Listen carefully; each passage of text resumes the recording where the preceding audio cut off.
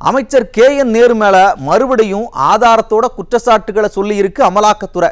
போன தடவை கவர்மெண்ட் வேலைக்கு 888 கோடி வசூல் பண்ணதா சொன்னாங்கல்ல, இந்த தடவை டெண்டர்ல சுமாரா ஒரு 1020 கோடி வரை ஊழல் நடந்திருக்குன்னு சொல்றாங்க.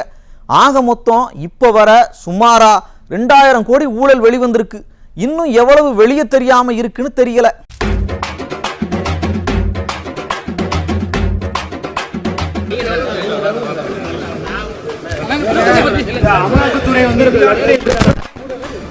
அமலாக்கத்துறையோட குற்றச்சாட்டுக்கு பதில் எதுவும் சொல்லாம அமைச்சர் KN நேரு எடுத்தேன் பாரு ஓட்டம்னு ஓடி இருக்கார். ஓடுனா விட்டுருவாங்களா சார்?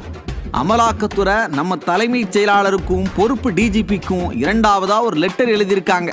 அந்த லெட்டர்ல அமைச்சர் நேருவோட துறையில டாய்லெட் கட்டுறது, தூய்மை பணியாளர்களுக்கு வீடு கட்டுறது, ஏரி குளம் தூர்வாடுறதுன்னு பல டெண்டர்கள்ல 7.5% முதல் 10% வரைக்கும் கமிஷன் வாங்கியிருக்காருன்னு சொல்லுதாங்க. அமைச்சர் தரப்பு இந்த டெண்டர்கள் மூலமா சுமாரா 1020 கோடி லஞ்சம் வாங்கியிருக்காங்கன்னு அமலாக்கத்துறை கண்டுபிடிச்சிருக்கு. சும்மா சொல்லலப்பா, சுமாரா ஒரு 300 பக்கத்துக்கு ஆதாரங்களோட சொல்லியிருக்காங்க.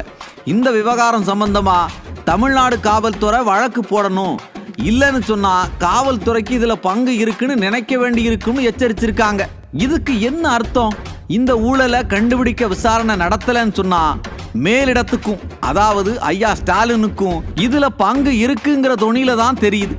ஏன் இந்த விவகாரம் சம்பந்தமா காவல்துறை வழக்கு பதிவு பண்ணாம இருக்காங்க?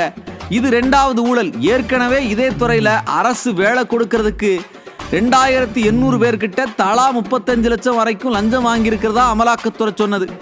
அதுவே 888 கோடி ஊழல். இப்போ ஒரு 1020 கோடி. இந்த 2 ஊழலே சுமாரா 2000 கோடி வருது. இது ஆரம்பம்தான். இன்னும் இதை நல்லா விசாரிச்சா எத்தனை கோடி ஊழல் வெளியில வரும்னு தெரியல. எல்லாமே கட்சி நிதிங்கிற பேர்ல தான் வாங்கியிருக்காங்க.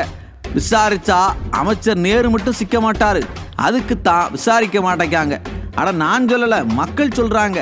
ஸ்டாலின் சார், இன்னும் எத்தனை ஊழல் வெளியே வரப்போகுதுன்னு தெரியல. எப்படி இந்த அமைச்சர்களை காப்பாற்ற போறீங்கன்னு புரியல.